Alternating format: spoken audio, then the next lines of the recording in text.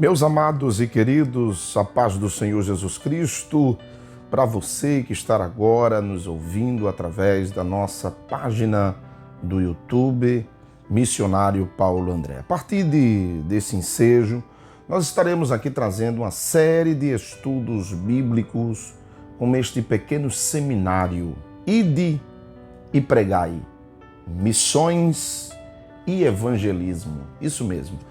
Vamos estar trazendo vários estudos baseados nesta área de missões e evangelismo, com o título Ide e Pregai.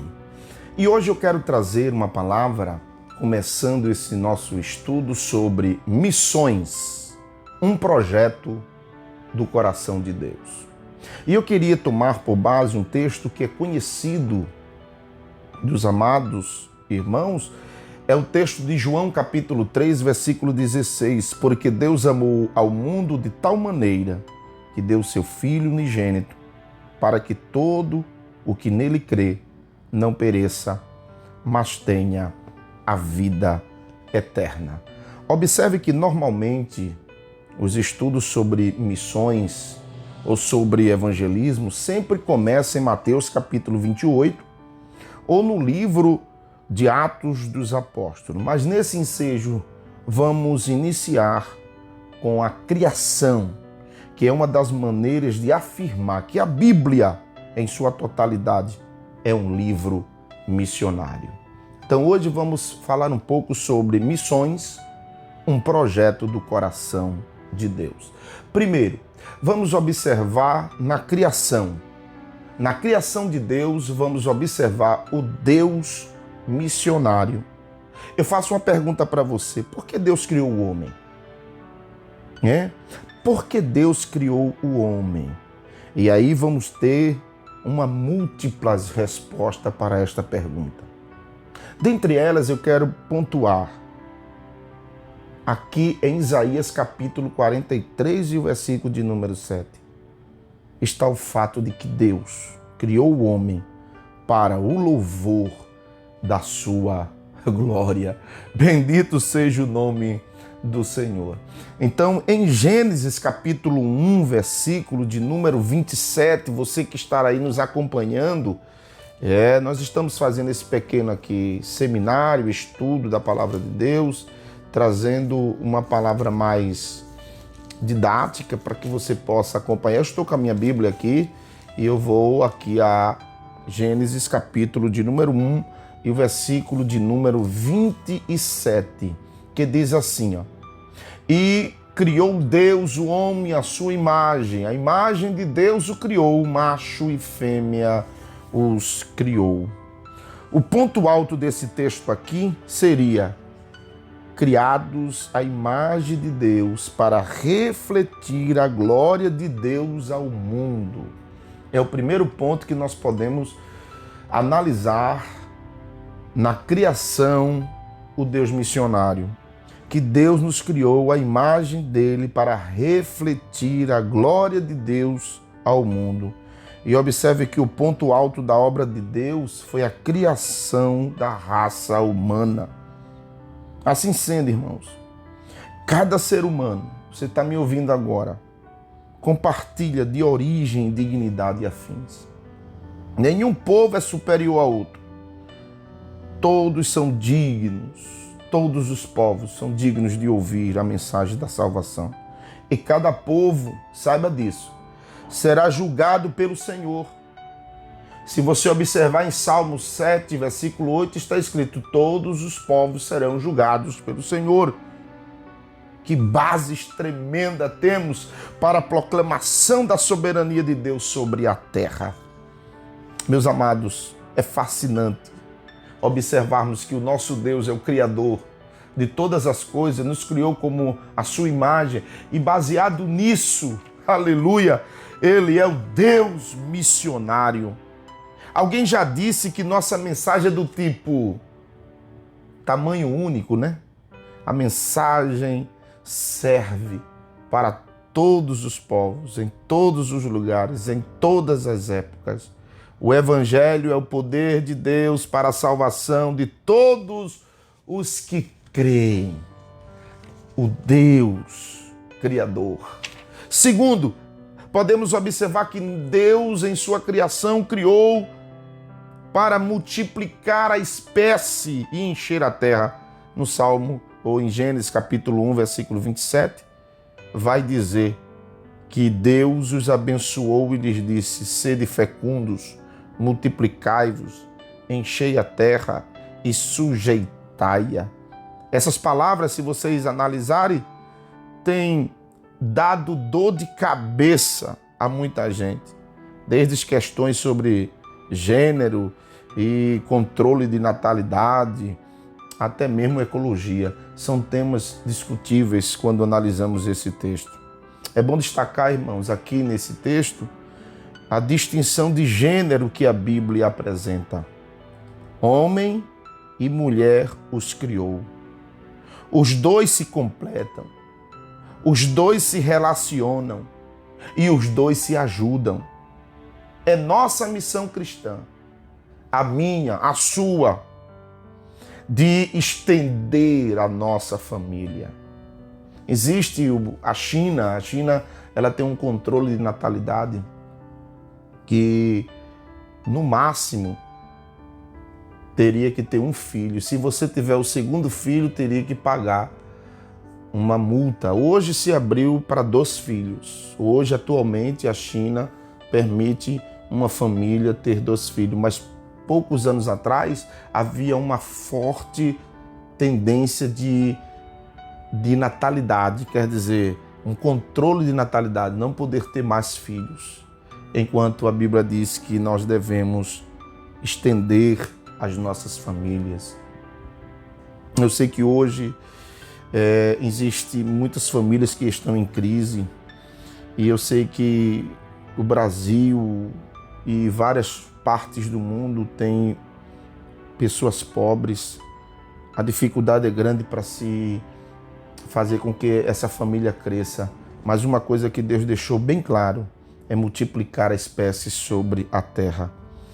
Deus também falou na sua palavra que nós devemos cuidar e cultivar e guardar a terra. Lá em Gênesis capítulo de número 1, versículo 28, vai dizer assim, olha aí, já no finalzinho: dominai sobre os peixes do mar, sobre as aves dos céus e sobre todo animal que se move sobre a terra. Então, uma das coisas do Deus Criador missionário, Ele criou para cultivar e guardar a terra. Eu quero trazer o segundo ponto aqui nesse estudo, falando sobre a queda. É na queda que nós observamos o Deus missionário. Vamos lá.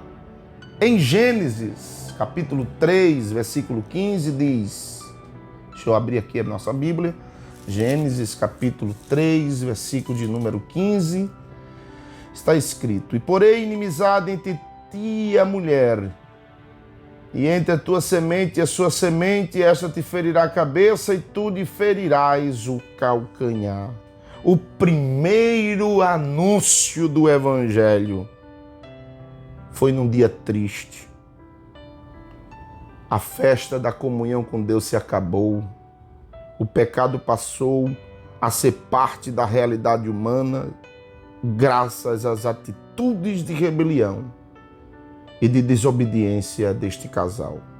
Veja que consequência triste. Eva se deixou enredar pela argumentação da serpente, desconsiderou a orientação de Deus, uma tentação espiritual. Observe que a mulher passou a fitar o fruto, achando o fruto atraente, e deduziu que comendo seria um excelente negócio.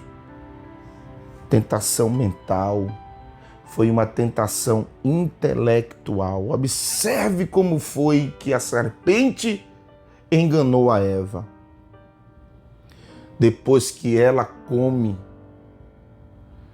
é que a tentação vira física. Aleluia! E ela pega e dá a Adão também o fruto. E aí quando você pega este fruto e passa para Adão, o que é que a gente tem de interessante nesse passar do fruto? A tentação social.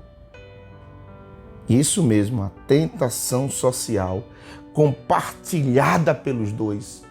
Ela compartilhou aquele fruto para Adão, fazendo com que Adão viesse também a cair. Essas 4 dimensões da primeira tentação. Eu poderia até trazer uma mensagem nas 4 dimensões da tentação. É que são trabalhadas por alguns comentaristas bíblicos, eles analisam isso e de fato abrange todas as dimensões da vida do ser humano. Somos seres espirituais, somos seres racionais, físicos e sociais. Essa é a nossa formação. Então, baseado nisso, o ensino bíblico é claro. O pecado afeta cada um desses aspectos do nosso ser. E aquela queda inicial atingiu cada ser humano em todos os lugares, conforme Romanos 5:12. Escreveu C.S.L. Lewis. O ser humano passou a ser um horror a Deus e a si mesmo, e uma criatura mal adaptada ao universo. Não porque Deus assim o fizesse, mas porque ele a si mesmo se fez através do mal o uso do seu livre-arbítrio. O ser humano, criado por Deus, se rebelou e se alienou. Essa, meus amados, é a base para a nossa missão cristã. Antes de pregarmos as boas notícias, precisamos dar as más. Temos que falar das más notícias. Temos que falar da desgraça que nós somos, da depravação total, que o homem é pecador por essência. Temos que falar do pecado. Os seres humanos precisam urgentemente do Salvador. Oh, bendito seja o teu nome, Jesus. Analise comigo quando aconteceu a desobediência, a queda, Deus agiu. Deus agiu andando pelo jardim. Na virada do dia, Deus estava para encontrar o casal. E aí podemos observar nesse ponto, Deus se revelou como missionário, o primeiro missionário. Aleluia! Quando eu falo essa palavra missionário, me emociono muito, porque eu sei a importância de fazer a obra de missões. Então observe que quando o casal cai, Deus vai à procura deles, passeando no jardim na virada do dia.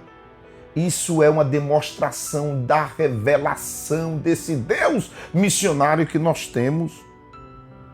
Ele foi ao lugar, o interessante, observe comigo, ele foi ao lugar onde o homem perdido estava e prometeu a cura para o mal do pecado.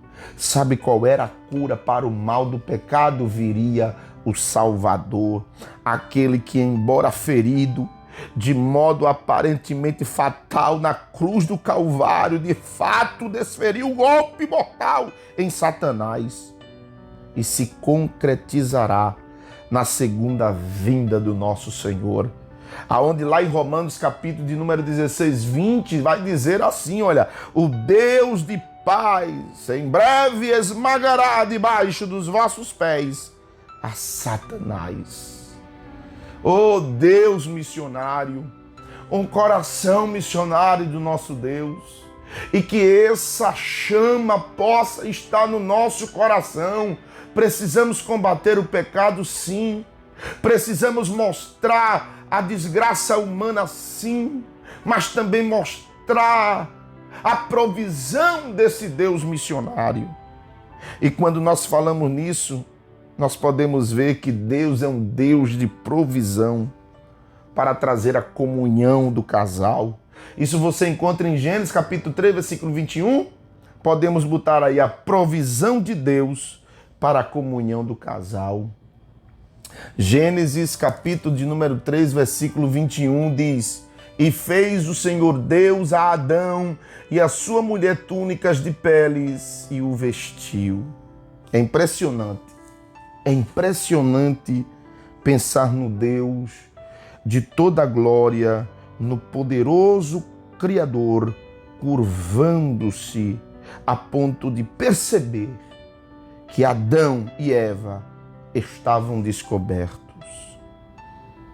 Eu queria meditar com você no Salmo 113, versículo de número 5 até o versículo de número 6, se você tiver uma Bíblia para acompanhar. Diz assim: Quem há semelhante ao Senhor, nosso Deus, cujo trono está nas alturas, que se inclina para ver o que se passa no céu e sobre a terra? Observe que antes da queda, o casal vivia numa inocência. Por isso chamamos de dispensação da inocência. A sua nudez era uma expressão daquele estado. Eles notavam que estavam nus. Agora observe que depois da queda, a nudez foi pública. Eles vieram e tiveram culpa. Eles sentiram o pecado. O casal sentiu isso, que estavam nus. E logo começaram, se vocês observarem, eles trataram de se cobrir. E aí um parênteses que nós podemos observar, que o ser humano, mesmo com a ajuda do mais habilidoso alfaiate que se possa imaginar, nunca poderá fazer uma roupa que cubra o pecado e a culpa. Eles quiseram um paliativo. Uma das marcas das religiões não cristãs é justamente essa. Eles ensinam como fazer roupas. Entretanto, a única roupa que cobre mesmo é a roupa que Deus dá. Glória ao Deus Todo-Poderoso. Isaías 61:10 vai dizer: É grande o meu prazer no Senhor, regozija-se a minha alma em meu Deus, pois Ele me vestiu com as vestes da salvação e sobre mim pôs o manto da justiça. Louvado seja o nome do Senhor. O cuidado de Deus, terceiro ponto, o cuidado de Deus para com o homem: não viva eternamente no pecado. Embora coberto por Deus, o primeiro casal ainda amargava as consequências de sua desobediência. E a espada que se movia estava guardando a entrada do jardim. O caminho até a árvore da vida estava interditado. Logo, o fim inevitável é a morte.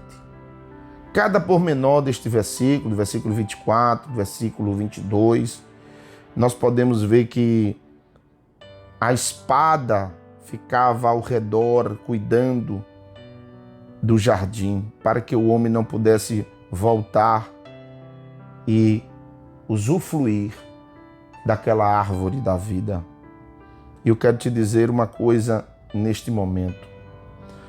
Diante desse quadro, observe como Deus ele se preocupa com a humanidade. Por isso, esse tema hoje, e aí vamos concluir agora com o tópico de número 3, a consumação, um Deus missionário. Primeiro, o amor missionário de Deus é encarnado. O versículo que nós lemos em João capítulo 3, versículo 16, é uma mini Bíblia, é uma miniatura da Bíblia no dizer de um grande reformador Lutero.